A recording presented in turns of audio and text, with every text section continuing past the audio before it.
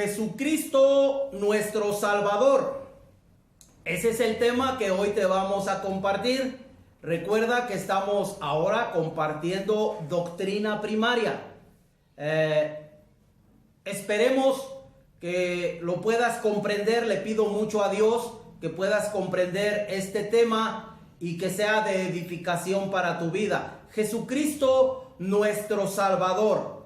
Déjame decirte que la salvación, los que creemos en Dios, la salvación no la vamos a alcanzar por nuestros propios esfuerzos, por nuestros propios medios o a nuestra manera, como nosotros creemos. No, la salvación Dios nos dice detalladamente cómo la podemos alcanzar. Por eso el título del tema de hoy es Jesucristo nuestro Salvador. Cuando hablamos de Jesús, nuestro Señor Jesús, grábatelo bien, ojalá y que te sirva. El nombre de Jesús significa Salvador.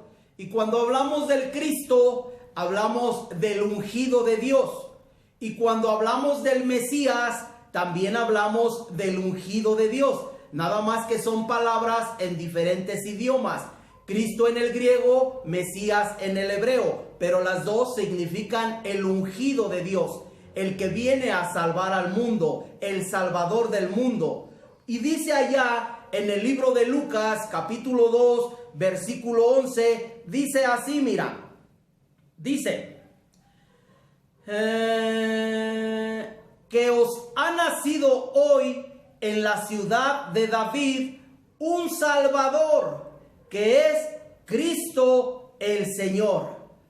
Hace 2021 años, la era cristiana, que Cristo vino al mundo, pero vino como Salvador del mundo, vino para reconciliarnos con Dios, vino por los pecadores, vino por los enfermos, vino por todas aquellas personas que como tú que estás viendo el video y como yo y como millones de personas alrededor del mundo que anhelamos la salvación. Vino por personas como tú y como yo, que deseamos ser salvos, salvos de la condenación. Ya te lo expliqué en el pasaje, en el tema anterior.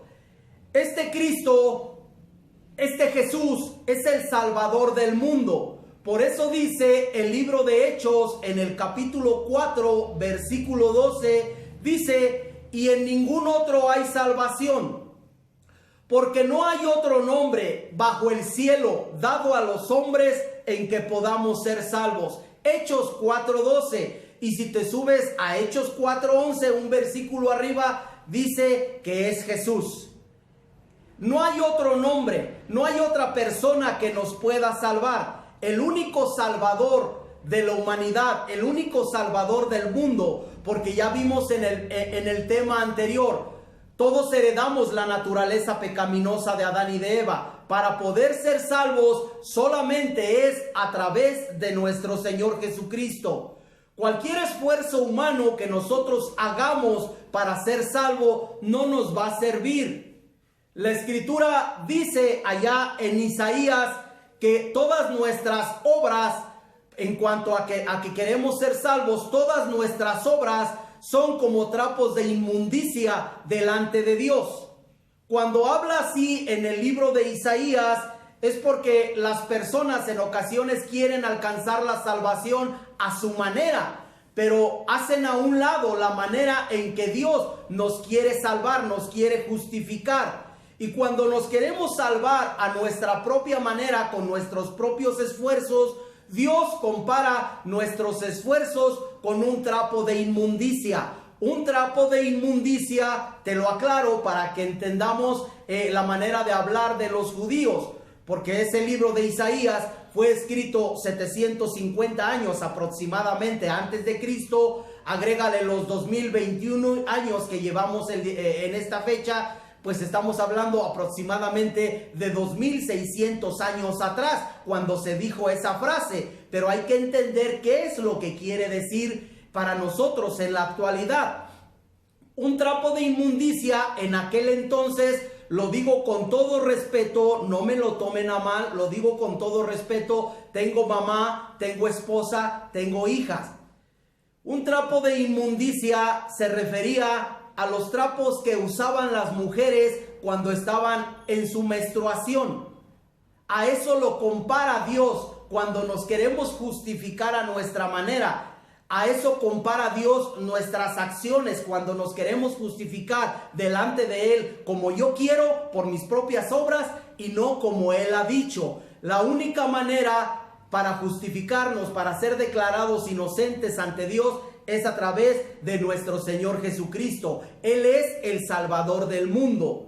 Por eso dijo claramente ahí en Lucas 2:11, nos ha nacido hoy en la ciudad de David un Salvador, que es Cristo el Señor, el ungido, el Señor, el ungido de Dios, el que fue concebido por el Espíritu. Y ahora debemos de entender, tienes que retener el tema pasado. Ya fuimos salvos por medio de Cristo. Él es Cristo, viene siendo nuestro sustituto.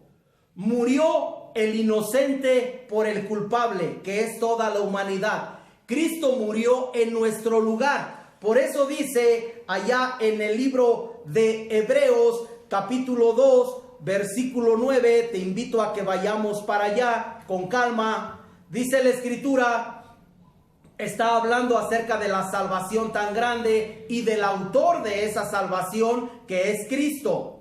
Dice en el versículo 9, pero vemos a aquel que fue hecho un poco menor que los ángeles, a Jesús, coronado de gloria y de honra, a causa del padecimiento de la muerte, para que por la gracia de Dios gustase la muerte por todos. Cristo gustó la muerte por todos. Fue a la cruz del Calvario y no abrió su boca. Fue en obediencia a Dios, en obediencia al Padre. Fue en obediencia a la cruz por el amor que te tiene a ti y que me tiene a mí. Por eso dice, para que gustase la muerte por todos. Él vino a este mundo porque Dios nos ama en gran manera, que no quiere que ninguno se pierda, que ninguno vaya a condenación. Él quiere que todos seamos salvos. Por eso Cristo es nuestro único Salvador. Cristo es nuestro Salvador, es nuestro Señor.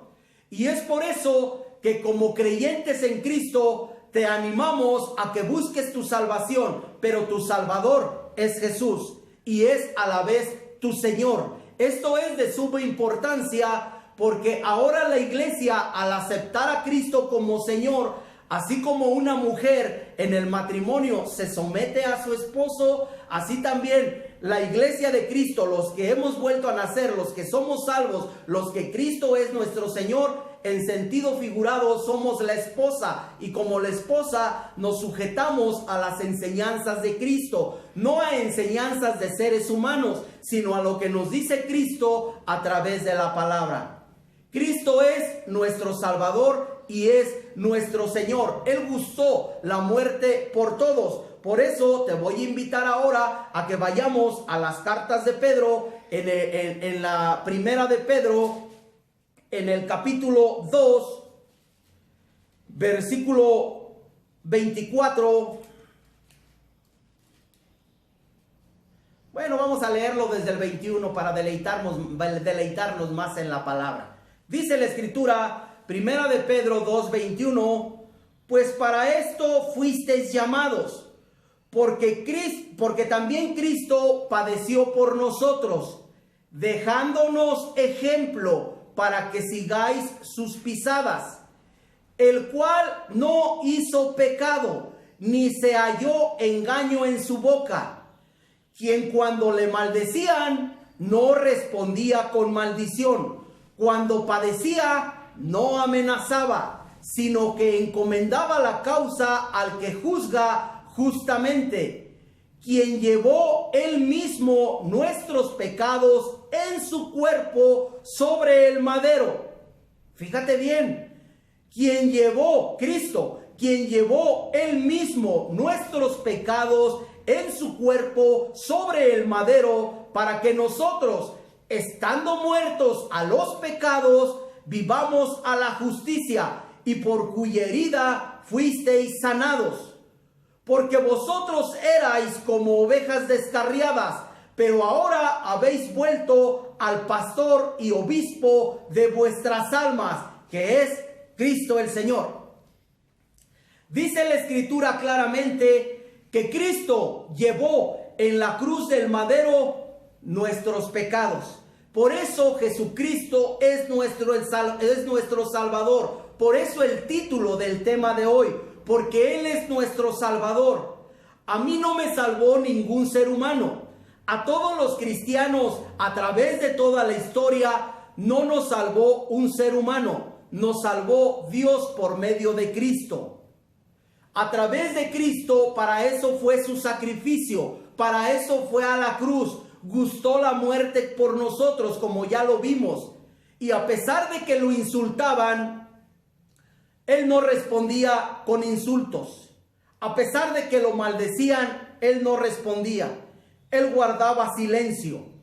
Y hoy que hemos vuelto a Cristo, si tú has vuelto a Cristo, si tú has entendido estos dos temas que son clave para la salvación del ser humano, aquí se encierra todo.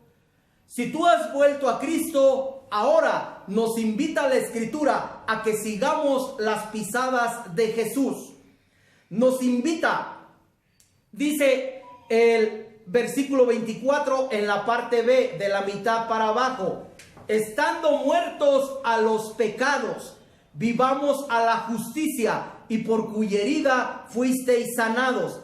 Ahora que hemos muerto al pecado, que hemos renunciado al pecado, porque para poder ser salvos hay que renunciar al pecado, hay que ponernos a cuentas con Dios.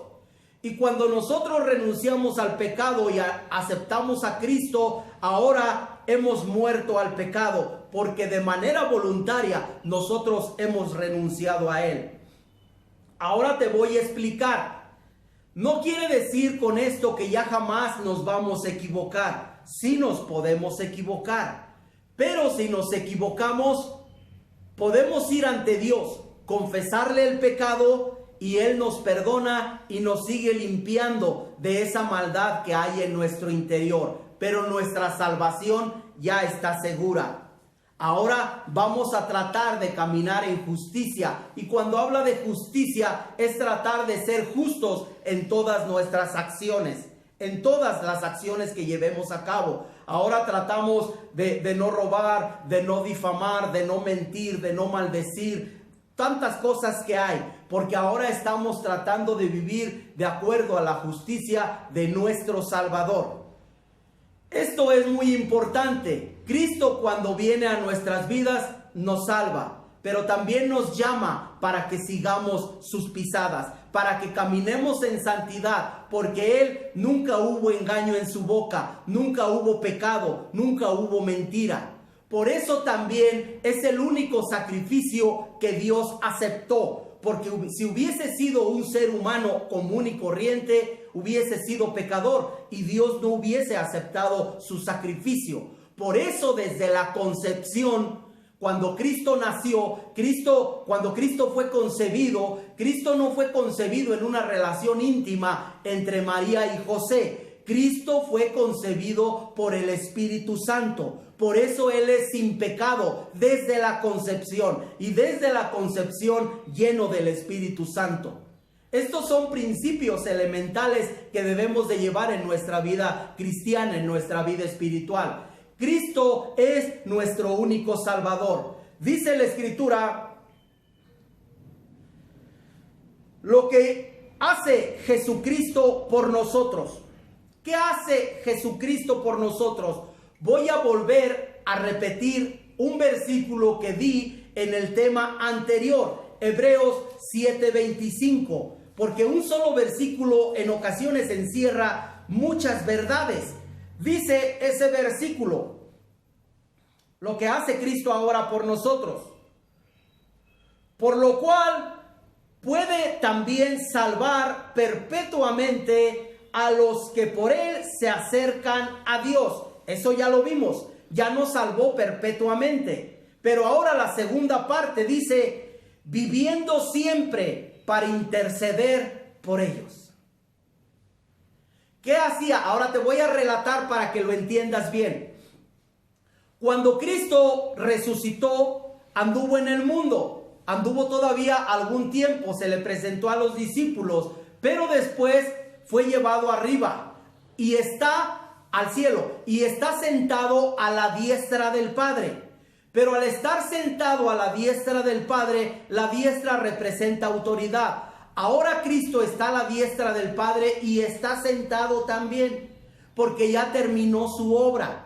Ahora lo que está haciendo por nosotros, por los que hemos sido salvos, está intercediendo por nosotros, pero ya no para ser salvos, porque ya somos salvos. Ahora está intercediendo por nosotros ante el Padre para que cada día vayamos siendo transformados, para que cada día seamos más a imagen y semejanza de Él mismo. Pero no está intercediendo para salvación. Grábatelo bien. Ya salvos, ya fuimos. Ahora está intercediendo porque Él es el único intercesor entre Dios y los hombres. No hay otro intercesor. Él es el único que entró a la diestra del Padre.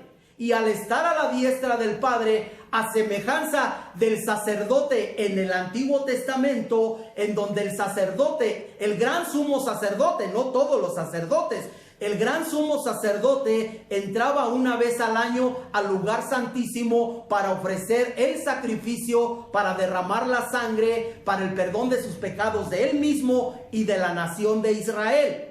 Eso era un simbolismo de lo que iba a pasar con Cristo a futuro. Ahora Cristo es nuestro gran sumo sacerdote y ahora ya nos salvó. A diferencia del Antiguo Testamento, allá el sacrificio era temporal. Al año siguiente otra vez ofrecían sacrificio de animalitos. Y Cristo con un solo sacrificio nos ha salvado para siempre. Y ahora entró a la presencia de Dios, a la diestra del Padre, y está intercediendo. Pero te lo vuelvo a repetir, ya no para ser salvos. Ahora está intercediendo por nosotros para que vayamos siendo transformados, para que vayamos cambiando, para que seamos cada día más apartados de pecado, para que podamos vivir cada día más en santidad. Esa es la obra maravillosa que está haciendo Jesucristo, nuestro Salvador, por su iglesia. Y tú debes de tener esta seguridad. Él está a la diestra del Padre y tú que lo has aceptado también está a la diestra del Padre para interceder por ti, para que cada día seas mejor. Yo espero y deseo que el tema haya sido edificante para tu vida. Le pido a Dios, trato de explicar el tema lo mejor que puedo a la capacidad que Dios me ha dado y espero que Dios abra tu entendimiento para que puedas comprender estos temas que son de doctrina primaria. Bendiciones para todos y gracias por su tiempo.